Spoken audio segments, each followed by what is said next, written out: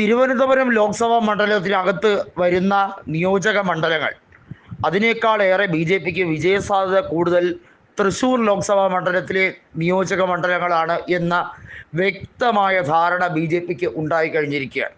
അതിന് കാരണമാകുന്നത് മറ്റൊന്നുമല്ല, ഏറ്റവും വലിയ ബി ജെ പി CPIM അന്തർധാര നടക്കുന്നത് തൃശ്ശൂരിലാണ് എന്നുള്ളത് കൊണ്ട് തന്നെയാണ്.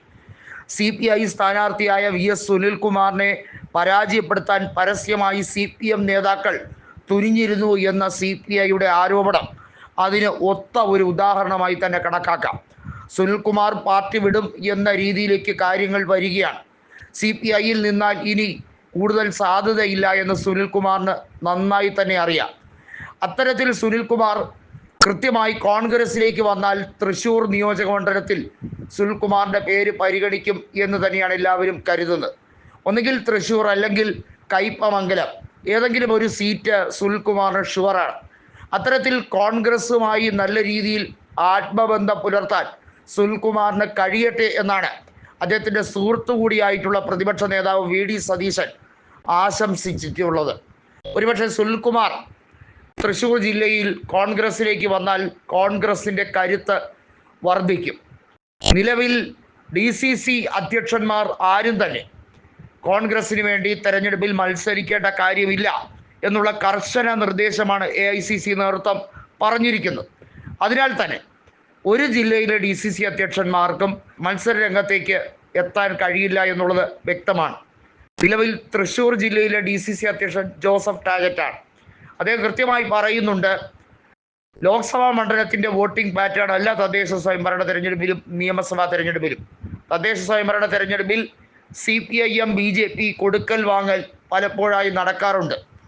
അതിൻ്റെ ഒരു ആവർത്തനം ലോക്സഭയിലേക്ക് നടന്നിട്ടുണ്ട്. 2,93,000 വോട്ടുകളുണ്ടായിരുന്ന സുരേഷ് ഗോപിയാണ് 2019 ലോക്സഭാ തെരഞ്ഞെടുപ്പിൽ നിന്നും പെട്ടെന്ന് ജമ്പ് ചെയ്ത് 4,22,000 വോട്ടുകൾ കരസ്ഥമാക്കിയത്. വലിയ രീതിയിലുള്ള തിരിമറിയാണ് നടന്നത്. അവിടെ ചോർന്ന വോട്ടുകൾ കോൺഗ്രസിൻ്റേതാണെന്ന് എല്ലാവരും പറയുമ്പോഴും ജോസഫ് ടാജറ്റ് കൃത്യമായി കണക്ക് വ്യക്തമാക്കുന്നുണ്ട്. നിഷ്പക്ഷരായ മതേതര മൂല്യം ഉൾക്കൊള്ളുന്നവർ സുനിൽകുമാറിന് വോട്ട് ചെയ്തു. അതുകൊണ്ടാണ് സുനിൽകുമാർ 2ാം സ്ഥാനത്തെങ്കിലും നിലനിന്നത്. അവിടെ മത്സരിച്ച കോൺഗ്രസിന് വേണ്ടി മത്സരിച്ച K മുരളീധരൻ 3ാം സ്ഥാനത്തേക്കാണ് പിന്തള്ളപ്പെട്ടത്. സുനിൽകുമാറിനെയാണ് സുരേഷ് ഗോപി 74,500 പരം വോട്ടുകൾക്ക് പരാജയപ്പെടുത്തിയത്. BJPയുടെ ആധിപത്യം ഉറപ്പിക്കാൻ തൃശ്ശൂർ ജില്ലയിൽ കഴിയുമെന്ന് ഞങ്ങൾ ആരും കരുതുന്നില്ല എന്നും ജോസഫ് ടാജറ്റ് പറഞ്ഞു. അത് ആ കാലഘട്ടത്തിൽ നടന്ന ഒരു പ്രതിഭാസം മാത്രമാണ്. പൂരം കലക്കലും അവിടെ ഉണ്ടായ ജനരോഷവും എല്ലാം വോട്ടായി മാറ്റിയെടുക്കാൻ സുരേഷ് ഗോപിക്ക് കഴിഞ്ഞു.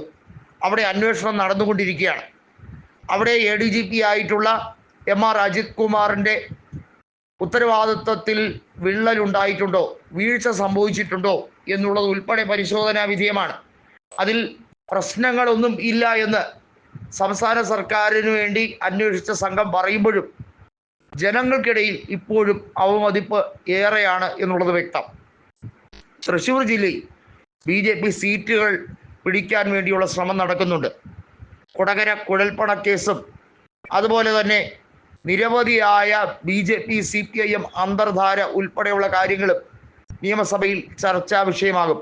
കരുവന്നൂർ സഹകരണ ബാങ്കിൻ്റെ തട്ടിപ്പ് ഒത്തുതീർപ്പാക്കിയതുപോലെ തന്നെ കൊടകര കുഴൽപ്പണക്കേസും ഒത്തുതീർപ്പാക്കാൻ ശ്രമിക്കുന്നു. ഇതാണ് വാസ്തവമെന്ന് കോൺഗ്രസ് വ്യക്തമാക്കുന്നുണ്ട്.